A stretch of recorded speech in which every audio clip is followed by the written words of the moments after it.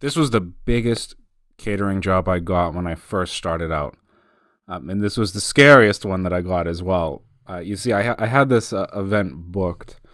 It took me a lot of negotiation and a bit of value adding when it came to getting this event. But I locked in this event for a 100-person turkey dinner.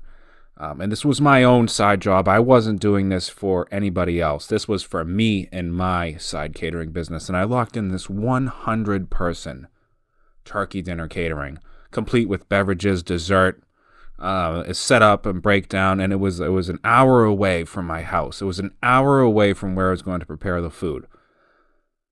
Obviously, I didn't have what I needed as far as equipment goes to execute this event. So what did I do? I mean, I received the deposit for the event and I had money in my pocket. I quickly had to look for some refrigeration to store the food that I was going to purchase for this event. And I found a refrigerator and I went to go pick it up in the middle of the night because I needed to get this ASAP. I was determined to be ready and prepared for this 100-person event. I didn't want anything to go wrong. So I went in the middle of the night. Let's say it was like 8 p.m. I found this refrigerator that could fit 2 full hotel pans all the way in deep side by side. So it was big enough that I could fit all the food that I was going to prepare for this event. So I went to go pick it up, and I had this Honda CRV that I could use to pick it up. So it took me like 30 minutes to get to the place to pick up this refrigerator and bring it back to my house to hold all this food. The Honda CRV was too small. I mean, I was the first one to get there, and I got the freaking fridge in the back of the CRV, and I got it as close to the driver's seat as I could. I put the back seats down and everything.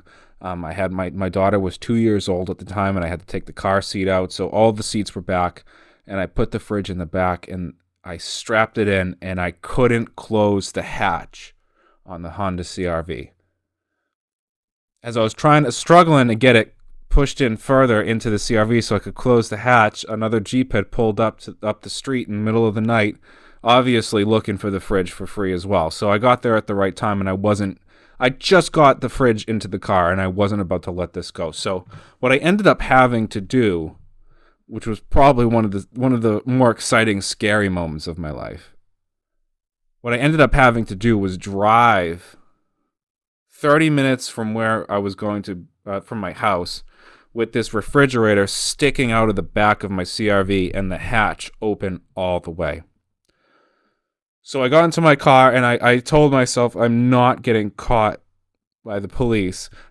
I don't know if this is illegal to drive with your hatch open in the middle of the night with a giant fridge sticking out of it, but I knew I wasn't going to get caught by the police. So I made sure to take back roads. And I had just moved into my new house, so I wasn't really familiar with the area yet, and it was already going to take 30 minutes to get there. So I set my GPS, and I get to my destination, but guess what? The GPS took me to a destination 30 minutes away from where I was and 30 minutes away from my home because I put in the wrong spelling of my street address. So, I mean, I'm already pulling my hair out and sweating. It's almost the midst of winter here. It's about September, and they wanted this turkey dinner. It's around September. And I'm already a half hour out of my way with my hatch open in the middle of the night. I thought I was for sure, if I didn't get caught just yet, I'm going to get caught on my way home. So I plugged into my GPS. I plugged in my correct home address. I brought the refrigerator back to my house. I backed it up. I took it out. It's this really nice high-end digital Samsung refrigerator that I ended up getting, and it worked perfectly, and I got it home. I got it home with no problem whatsoever.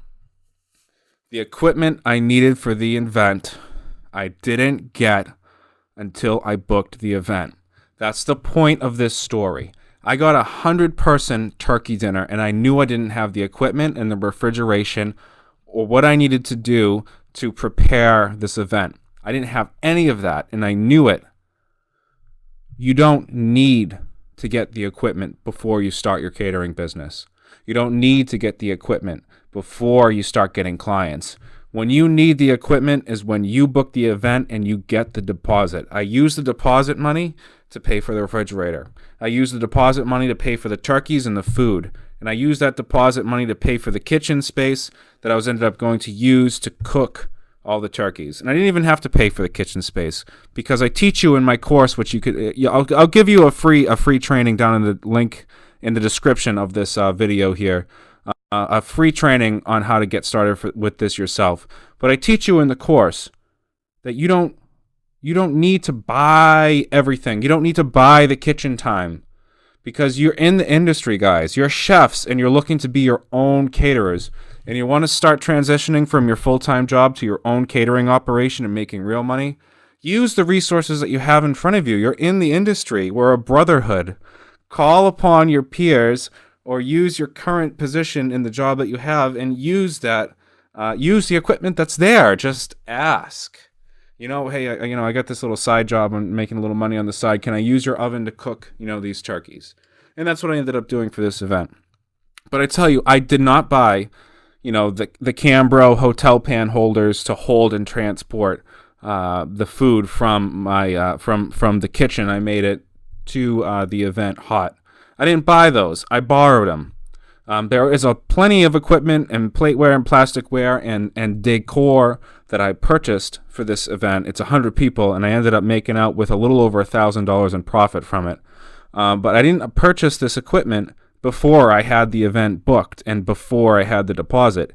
I got the deposit first, and then I made it happen. I went out in the middle of the night, and I found the perfect refrigerator that I needed as soon as I found it before someone else scooped it up. I asked around for the kitchen, and I asked around for the equipment that I needed to execute the event. You don't need to invest all of your savings. You don't need to refinance your home or get a loan out on the equity of your house to start a catering business. You can do it without it.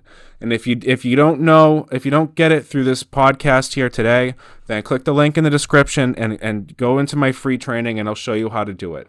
And if you really need that extra help, you can enroll in my elite training course to start your own catering business and get your first high-paying catering client with my 5-step program. You can click the link in the description and check that out now. This is the end of the equipment needed for a catering business podcast. I'll see you on the next one.